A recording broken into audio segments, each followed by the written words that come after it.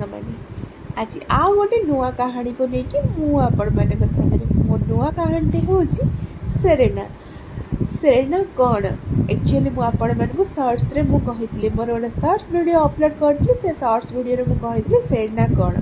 Actually Serena ହେଉଛି ଗୋଟେ ନଦୀର ମାଛ। ଯେଉଁ ନଦୀ ମାଛଟା ବହୁତ ଟେଷ୍ଟ, ବହୁତ ମିଠା ବି। ମିଠା ମାନେ ମାଛଟା ଯେଉଁଟା ଟିକେ ମିଠା ଅଂଶ ଥାଏ, ସେ ସେରେନା ମାଛଟା ସେମିତି ମିଠା ଅଂଶ ଥାଏ।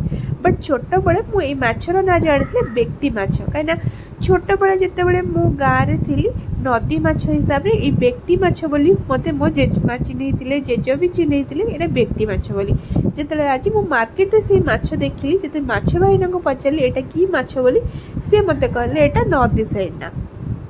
ତ ମୁଁ କହିଲି ହେଇଥିବ, ତ ସେଥିପାଇଁ ମୁଁ ଭାବିକି ସେଇ ନଦୀ ସେରେନା ନେଇ ଆସିଲି। ତାକୁ ଧୋଇ ଧାଇ ଦେଲି, ତାକୁ ଲୁଣ ହଳଦୀ ଗୋଳେଇକି ତେଲରେ ଭଲସେ ଭାଜି ନେଲି।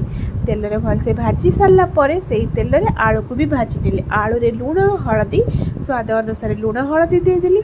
ତାପରେ ଆଳୁ ଭାଜି ହେଇଗଲା ପରେ ତାରେ ଟମାଟୋ ପକାଇଦେଲି। ତାପରେ ପିଆଜ ରସୁଣ ଅଦା ଆଉ ଟମାଟୋର ପେଷ୍ଟ ବନେଇଥିଲି, ସେଇଟା ପକାଇକି ସ୍ୱାଦ ଅନୁସାରେ ଲୁଣ ଆଉ ହଳଦୀ ପକାଇକି ଆଳୁକୁ ଭଲସେ କଷିଦେଲି। ମସଲା ଟିକେ କଷି ହେଇଗଲା ପରେ କସୁରୀ ମେଥି, ଜିରା ଗୁଣ୍ଡ, ଧଣିଆ ଗୁଣ୍ଡ, କଲର୍ ଲଙ୍କା ଗୁଣ୍ଡ, ହଳଦୀ, ଲୁଣ ଦେଇକି ମସଲାକୁ ଭଲସେ କଷି ସାରିଲା ପରେ ତା ଦେହରେ ସୋରିଷ ଆଉ ଜିରାର ମସଲା ପକାଇଦେଲି। ସୋରିଷ ଜିରା ମସଲା ଯେଉଁ ଗ୍ରାଇଣ୍ଡିଙ୍ଗ ରଖିଥିଲି ତାକୁ ପକାଇ ଦେଇ ସାରିକି ଅଳ୍ପ ସମୟ କଷିଲି। କାହିଁକିନା ଅଦା ମସଲା ଦେଇଛି, ସୋରିଷ ମସଲା ବେଶୀ ସମୟ କଷିବା ଦରକାର ନାହିଁ।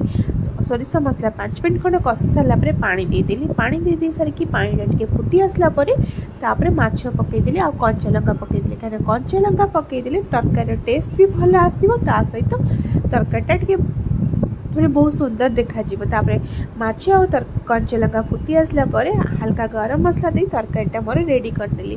ଆପଣମାନେ ମୋ ତରକାରୀର କଲର୍ ଦେଖି ଜାଣିପାରୁଥିବେ କେମିତି ଦେଖାହେଉଛି, ଆଉ ଟେଷ୍ଟ ବି ବହୁତ ଅସମ୍ ହେଇଥିଲା। ଆପଣ